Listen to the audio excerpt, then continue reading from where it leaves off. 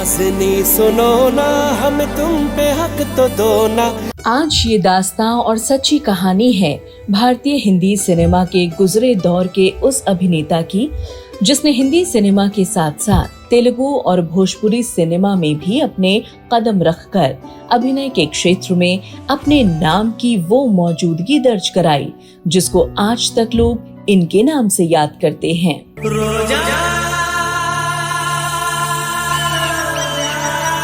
इस अभिनेता ने अपनी कम उम्र में ही सिनेमा की सीढ़ियों पर कदम रखा। ये खूबसूरत और हुनरमंद अभिनेता भारतीय हिंदी सिनेमा में अपनी पहली ही हिंदी फिल्म से हिंदुस्तान के नौजवान युवाओं की पसंद बन गया। चांद आया है ज़मीं पे आज गरबे की रात में। लेकिन दोस्तों, क्या आप जानते हैं कि इस खूबसूरत अभिनेता की जिंदगी में ऐसा क्या हुआ कि ये अभिनेता हिंदी सिनेमा की एक ही फिल्म करने के बाद हो गया था बर्बाद। इस अभिनेता के साथ ऐसा क्या हुआ था कि इनको हिंदी सिनेमा के फिल्म निर्माता और निर्देशकों ने दिखा दिया था बाहर का रास्ता, जिसकी वजह से इस अभिनेता को लेनी पड़ी थी तेलुगु और भोजपुरी सिनेमा की शरण। इस भूल का मुझे भी एहसास हुआ। उनका भरोसा कायम रखने के लिए मैं सब कुछ करने के लिए तैयार था। दोस्तों, और क्या आप ये जानते हैं कि इस अभिनेता के साथ ऐसा क्या हुआ था कि इस अभिनेता को हिंदी सिनेमा, तेलुगु सिनेमा और भोजपुरी सिनेमा के साथ साथ सभी सिनेमाओं से निकाल कर किया वो जुल्म, जिसकी आग में जलकर खाक हो गया ये बदनसीब और किस्मत का मारा अभिनेता। दोस्तों, क्यों इस अभिनेता की मौत ने हिलाकर रख दिया पूरे हिंदी सिनेमा को? क्यों इस अभिनेता की मौत बन गई आज तक की सबसे बड़ी और रहस्यमय हत्या की कभी न सुलझने वाली पहेली? क्यों 17 साल गुजर जाने के बाद भी इस अभिनेता की मौत के राज से पर्दा नहीं उठा पाई है भारतीय पुलिस और सीबीआई? क्यों 17 साल गुजर जाने के बाद आज भी मरने के बाद इस अभिनेता की आत्मा मांग रही है अपनी मौत का इंसाफ? क्यों मौत के बाद भी जिंदा तड़प रहा है रहस्यमय और ये गुमनाम अभिनेता? बताएंगे और भी बहुत कुछ इस अनसुलझे अभिनेता की रहस्यमय जिंदगी के बारे में, जिसे जानकर आप सभी हो जाएंगे सोचने के लिए मजबूर। तो पूरा सच जानने के लिए आप बने रहिए हमारे साथ वीडियो के अंत तक। अगर मैंने आपका दिल दुखाया है तो मुझे माफ कर देना। नमस्कार, आदाब, आभार दोस्तों। आज हम अपने इस शो में बात करने जा रहे हैं हिंदी, तेलुगु और भोजपुरी सिनेमा के एक ऐसे अभिनेता की, जिसने सिनेमा की सीढ़ियों को तो चढ़ा, लेकिन ऊंचाई तक पहुंचने से पहले ही जिंदगी की डोर हाथ से फिसल गई। इस अभिनेता को हर वर्ग के सिनेमा में काम मिला, लोकप्रिय भी हुए और एक जबरदस्त फैन फॉलोइंग भी बनी, जिसके दिलों पर इस अभिनेता ने राज किया। ये अभिनेता अपने चार्मिंग लुक्स और आकर्षित रंग रूप की वजह से पहचाना गया कुणाल सिंह कृष्ण जामवाल, यानी कुणाल सिंह के नाम से। ऐ नाज़नी सुनो ना। कौन थे कुणाल सिंह? कहां से ये आए थे? क्या थे इनकी जिंदगी के विवाद और आलोचनाएं? और क्यों आज तक मरने के बाद भी सबके लिए रहस्यमय बने हुए हैं? ये सब मैं आपको बताऊंगी, लेकिन उससे पहले आइए एक नजर डाल लेते हैं कुणाल सिंह के परिवार, पढ़ाई लिखाई और उनके शुरुआती जीवन पर।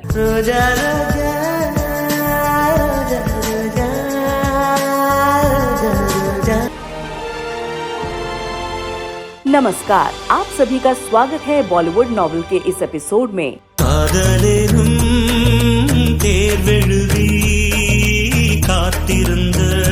कुणाल सिंह का जन्म 29 सितंबर साल 1976 को हरियाणा में हुआ था। इनके पिता का नाम कर्नल राजेंद्र सिंह है, तो वहीं इनकी मां कमला देवी एक घरेलू महिला हैं। कर्नल राजेंद्र सिंह भारतीय फौज के वीर योद्धा रहे हैं और वीरता के कई मेडल्स अपने नाम कर चुके हैं। कुणाल सिंह पढ़ाई लिखाई में बहुत अच्छे थे। स्कूल कॉलेज से उनकी पढ़ाई पूरी हुई थी। जहां एक तरफ कुणाल पढ़ाई में एक होनहार स्टूडेंट थे, लेकिन पढ़ाई के दौरान इनको भारतीय हिंदी अभिनेता और हिंदी सिनेमा की चकाचौंध बहुत ज्यादा आकर्षित करती थी। इसीलिए ये अपनी पढ़ाई के दौरान ही फिल्मों में अपना भविष्य देखने लगे और फिल्मों में ही काम करने की चाह में इन्होंने अपने शुरुआती दिनों में मॉडलिंग का सहारा लिया। चूँकि कुणाल देखने में अच्छे खासे दिखते थे, लिहाजा इनकी अपने कॉलेज के समय से ही कुछ मॉडलिंग के ऑफर्स इनको मिल गए और कुछ बड़ी बड़ी फिल्मी पत्रिका और एड एजेंसीज के लिए मॉडलिंग करके कुणाल को काम मिल गया।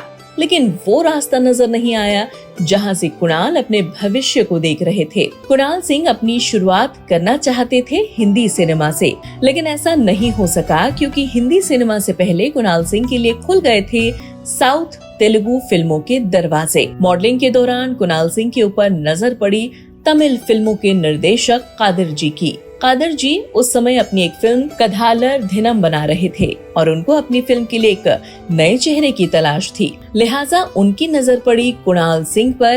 कुणाल सिंह से बात की गई, इनका ऑडिशन और स्क्रीन टेस्ट लिया गया, जिसके बाद कुणाल सिंह अपनी पहली ही तमिल फिल्म में हिंदी सिनेमा की मशहूर और बेहद आकर्षित और खूबसूरत अभिनेत्री सोनाली बेंद्रे के साथ नजर आने वाले थे, जो कि उस वक्त कुणाल सिंह के लिए बहुत बड़ी बात थी।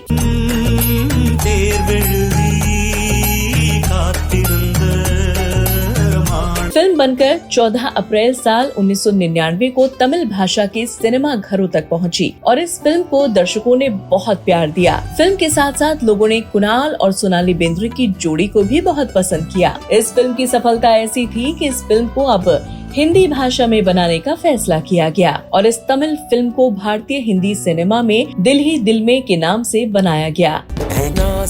सुनो ना, हम तुम पे हक तो दो ना, चाहे तो जान लो। और इस फिल्म में हीरो हीरोइन के लिए भी कुणाल और सोनाली को ही रखा गया और इस तरह से बचपन से हिंदी सिनेमा में अपने आप को हीरो बनते देखने की चाह रखने वाले कुणाल सिंह ने हिंदी फिल्मों में अपना पहला कदम रखा। इम्तिहान हम प्यार का देखे, राह देखे। इस फिल्म के संगीत और कहानी ने लोगों को काफी प्रभावित किया था और कुणाल सिंह को उस समय की लड़कियां और लड़के चॉकलेटी बॉय के रूप में देखने लगे और लोग कुणाल सिंह के बारे में ज्यादा से ज्यादा जानना चाहते थे। लेकिन पहली फिल्म की सफलता के बाद भी कुणाल सिंह हिंदी फिल्मों में नजर नहीं आए। लोग उनकी अगली फिल्म का इंतजार करने लगे, लेकिन दुर्भाग्यवश ये इंतजार कभी खत्म नहीं हुआ।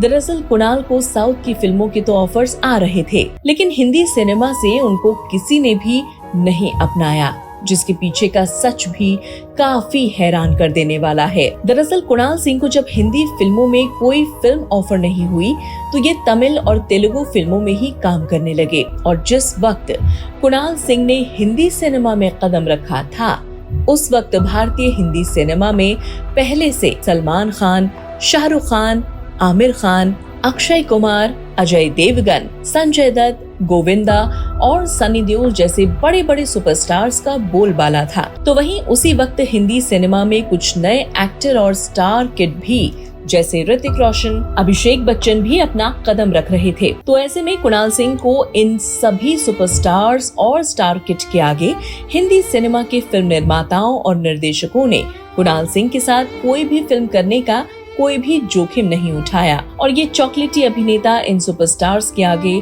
हिंदी सिनेमा के अंधकार में कहीं खो सा गया, जिसको जिंदगी में फिर कभी कोई उम्मीद की किरण या रोशनी नहीं मिली।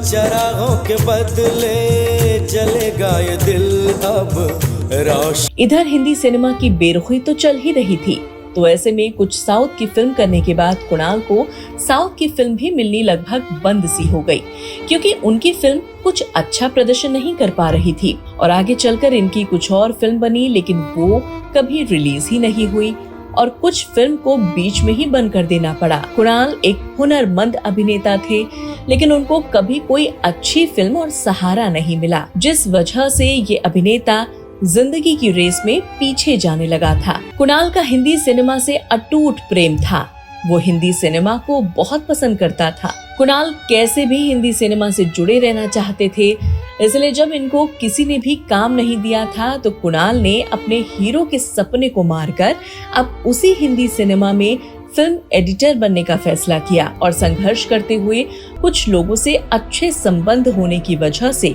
कुणाल को बच के रहना रे बाबा और जिंदा जैसी फिल्मों को एडिटिंग करने का मौका मिला। मैं जिंदगी भर तेरा गुलाम बन के रहूंगा। तू जो कहेगा मैं करूंगा।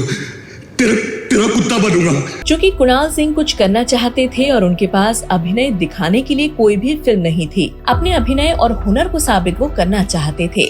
इसीलिए उन्होंने एडिटिंग के साथ साथ कुछ समय बाद अपना एक प्रोडक्शन हाउस भी खोलने का फैसला किया और कुणाल ने अपने इस प्रोडक्शन हाउस का नाम रखा था बालागिरी। और अपने इसी बालागिरी प्रोडक्शन के तहत कुणाल अपनी एक फिल्म को प्रोड्यूस करने की तैयारी कर रहे थे और ये फिल्म थी योगी।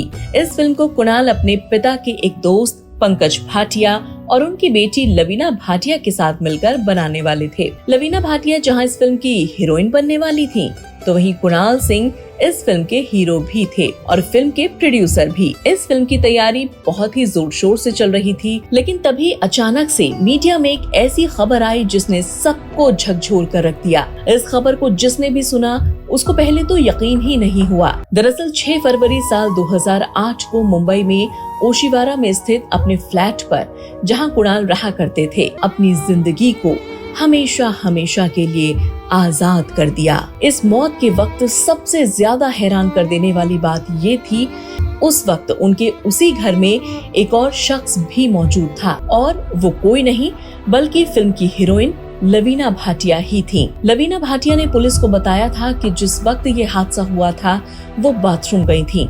वो 10 मिनट के लिए बाथरूम गई थी। जैसे ही वो बाथरूम से बाहर आई तो उन्होंने कुणाल सिंह को इस दर्दनाक हालत में देखा, जिसके बाद लवीना भाटिया ने पुलिस को सूचना दी और साथ ही उसी बिल्डिंग के एक सिक्योरिटी गार्ड को भी सूचना देकर बुलाया। फिर बाद में मेन गेट से सिक्योरिटी को बुलाया, हम और 3 जन गया ऊपर देखा, फिर वापस आया, अपनी बिल्डिंग के चेयरमैन जो भी है उनको बुला के पुलिस को इन्फॉर्मेशन दिया। कुणाल सिंह की मौत की खबर आग की तरह फैल गई और लोग इस बात पर यकीन ही नहीं कर पाए कि कुणाल सिंह कभी ऐसा कोई कदम उठा सकते हैं। लवीना भाटिया की सूचना के बाद बड़े अधिकारी तुरंत वहां पहुंचे और जांच पड़ताल शुरू की गई। लवीना भाटिया ने पुलिस को जो बताया वो सच किसी भी तरह से किसी के भी गले नहीं उतरा, क्योंकि इस हादसे से पहले घर में जो कुछ भी हुआ था उसे देखकर कहा नहीं जा सकता था कि कुणाल कभी भी अपनी जिंदगी को खत्म करने के बारे में सोच भी सकते हैं। कुणाल की उस दिन कुछ जरूरी मीटिंग्स फिक्स थी। ये मीटिंग उनकी आने वाली फिल्म योगी को लेकर होने वाली थी। इस मीटिंग में उनके कपड़ों के fashion designer, art director, music और भी कुछ लोग कुणाल के घर पर ही आए हुए थे और इन्हीं सभी के साथ कुणाल ने घर पर ही मीटिंग की। मीटिंग खत्म होने के बाद सभी लोग वहां कुणाल से मिलकर चले गए। इन्हीं सभी के जाने के बाद कुणाल और लवीना ही घर में अकेले थे और जब इसी बीच लवीना बाथरूम गई और वापस आई तो उसने कुणाल को मृत हालत में हुए देखा। वहीं कुणाल सिंह के पिता जो भारतीय फौज में रहे थे, उन्होंने अपने बेटे की इस मौत पर शक जाहिर किया और कहा कि मेरा बेटा बहुत मजबूत इरादों वाला था, वो कभी ऐसा कोई कदम नहीं उठा सकता। उन्होंने कहा कि अगर मेरे बेटे को अपनी जिंदगी खत्म ही करनी थी तो फिर वो अपनी फिल्म क्यों बना रहा था, जबकि मुझे मालूम है मेरा लड़का बहुत स्ट्रॉन्ग था। इस मौत में सबसे बड़ी कुछ तो बात है जो किसी को भी हजम नहीं हुई। उधर एक तरफ कुणाल की मौत को लेकर पुलिस और प्रशासन के ऊपर दबाव था, तो वहीं कुणाल के पिता इसको हत्या कह रहे थे। उनका मानना था कि उनके बेटे को मारा गया है और इस सच को सभी से छुपाया जा रहा है। कुणाल सिंह की मौत के बाद उनका पोस्टमार्टम हुआ और उसमें भी उनकी मौत का कारण दम घुटना ही बताया गया और इन्हीं सब मेडिकल रिपोर्ट्स को आधार बनाकर लोकल पुलिस इस केस को लगभग बंद कर देती है। लेकिन वहीं दूसरी तरफ कुणाल के पिता इस बात को स्वीकार ही नहीं कर पा रहे थे। उनका कहना था या दलील थी कि जब उन्होंने अपने बेटे के मृत शरीर को देखा था तब उनके बेटे के शरीर पर कुछ उंगलियों के निशान थे। उन निशानों को देखकर ऐसा लग रहा था कि जैसे कुणाल के साथ जबरदस्ती की गई हो मारने के लिए। और इन्हीं सब बातों को लेकर कुणाल के पिता फिर से पुलिस के पास गए, लेकिन पुलिस ने उनकी एक न सुनी। कुणाल के पिता ने फिर भी हार नहीं मानी और वो पुलिस के इस फैसले के खिलाफ अदालत पहुंच जाते हैं और कोर्ट में वो दलील देते हैं। वो अपने बेटे की तफ्तीश के दौरान लिए गए फोटोज, पोस्टमार्टम के फोटोज सभी देते हैं, जिसमें कोर्ट ने भी यही पाया कि कुणाल के शरीर पर उंगलियों और छीना झपटी के निशान थे। मसलन पोस्टमार्टम रिपोर्ट में कुणाल की दोनों बाहों पर उंगलियों के निशान का पाया जाना। लेकिन पुलिस का ये कहना था कि ये जो निशान हैं, ये उस वक्त बन गए होंगे जब कुणाल सिंह के शरीर को से नीचे उतारा जा रहा था और वहाँ से लेकर जाया जा रहा था, जो कि पुलिस की गलतियों की वजह से लग गए थे। लेकिन कुणाल के पिता ने पुलिस की इन सभी बातों को नकार दिया। कुणाल के पिता का मानना था कि कुणाल एक प्रॉपर्टी खरीदने वाले थे और उस प्रॉपर्टी को लेकर उनको कुछ धमकियां मिल रही थीं। उनका मानना था कि अगर मेरे बेटे की कातिल लवीना भाटिया नहीं है तो वो कातिल के बारे में जानती हैं और लवीना ही ये सब छिपा रही हैं। इसके बाद कुणाल की मौत के ठीक 6 महीने बाद कोर्ट फैसला करती है और पुलिस को इस केस को दोबारा जांच करने का आदेश देती है। वाइफ और मैं अब थोड़ा सा चैन से सोने की कोशिश कर रहे हैं, क्योंकि आज तक हम सो नहीं पाए थे, क्योंकि उन्होंने मेरे लड़के को एक धब्बा लगा रहे थे। इस आदेश के बाद कुणाल सिंह की मौत में नया मोड़ आ जाता है और ये सारी बात अखबारों की खबर बन जाती है। दोबारा शुरू हुई शुरुआती जांच में पुलिस ने माना कि हाँ, ये एक कत्ल है और इसे जांच में लगभग 10 से 11 महीने बीत जाते हैं और पुलिस ने जांच करते हुए पहली बार की मौत को हत्या मानते हुए आईपीसी की 302 धाराओं में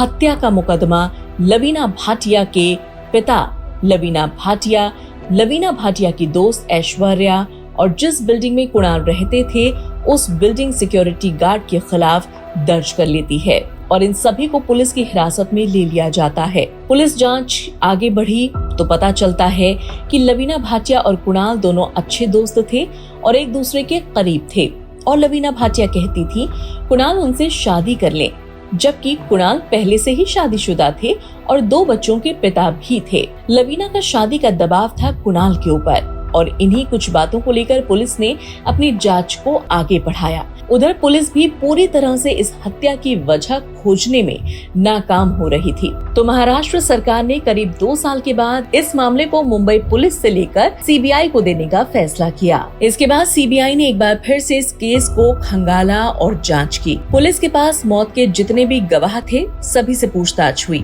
जिसमें वो लोग भी शामिल थे जिनकी कुणाल के साथ मौत से पहले मीटिंग हुई। सभी ने सीबीआई को बताया कि कुणाल उस वक्त तो ठीक थे, खुश थे अपनी फिल्म को लेकर, लेकिन इसके बाद ऐसा क्या हुआ था कि कुणाल ने खुद को खत्म ही कर लिया या फिर उनकी हत्या हो गई। ये सभी सवाल अब लवीना की तरफ और ज्यादा गहराते गए। इन्हीं सब के चलते लवीना का पॉलीग्राफी टेस्ट किया गया सच बुलवाने के लिए। पॉलीग्राफी टेस्ट में सीबीआई ने ये भी पकड़ा था कि लवीना कुछ छुपा रही हैं, क्योंकि वो जो भी जवाब दे रही थी वो गलत थे, लेकिन इसके बावजूद फिर भी लवीना कहती रही कि वो बेकसूर हैं। वहीं लवीना के वकील ने कहा कि लवीना ऐसा कर ही नहीं सकती हैं। वहीं सीबीआई ने कुणाल की पत्नी से भी बातचीत की। पत्नी ने बताया कि कुणाल पिछले कुछ दिनों से परेशान थे, ज्यादा पूछती थी लेकिन वो कुछ बताते नहीं थे। वहीं लवीना की दोस्त ऐश्वर्या से भी पूछताछ की गई। ऐश्वर्या और लवीना लंबे समय से एक साथ थे और जिस वक्त कुणाल की मौत हुई थी उस वक्त लवीना के पिता ऐश्वर्या के घर पर ही बैठे थे। लवीना ने फोन किया था और सब कुछ बताया, जिसके बाद ऐश्वर्या और लवीना के पिता फ्लैट पर पहुंचे थे। ये सब देखकर ऐश्वर्या ने लवीना को संभाला और उस वक्त लवीना ये कह रही थी कि ये मर कैसे सकता है, ये मेरे कारण क्यों मर गया। इस तरह के शब्द ऐश्वर्या ने लवीना के मुंह से सुने थे और ये सब सीबीआई को ऐश्वर्या ने बताया। इसके बाद जब सीबीआई ने डॉक्टर से बात की तो पता चला कि जिस वक्त कुणाल का पोस्टमार्टम हुआ था उस वक्त डॉक्टर ने भी हत्या का एंगल जताया था। इसके बाद एक लंबे समय तक इस मामले की जांच होती रही, जिसके बाद इस मामले में लवीना का नाम तो आया ही, साथ ही कहीं न कहीं कुणाल का डिप्रेशन भी सामने आया। और वहीं सीबीआई जांच में ये भी सामने आया कि कुणाल और लवीना का प्रेम संबंध था। कुणाल का ये एक्स्ट्रा मैरिटल अफेयर था और इसी अफेयर की वजह से कुणाल और उसकी पत्नी के बीच झगड़ा भी हुआ था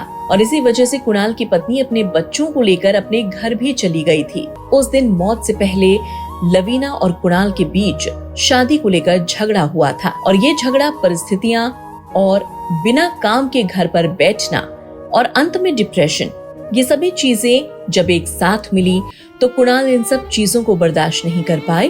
कुणाल बहुत ज्यादा भावनात्मक थे। वो जिंदगी की नाकामी, फिल्मों से बाहर हो जाना जैसे अंदरूनी दुख को झेल नहीं पा रहे थे और इसी सब के चलते वो टूट गए थे और ये दर्दनाक कदम उठा बैठे। लेकिन वहीं कोर्ट ने ये भी माना कि लवीना कुणाल के साथ थी और वो कुणाल के ऊपर दबाव बना रही थी अपने रिश्ते को लेकर।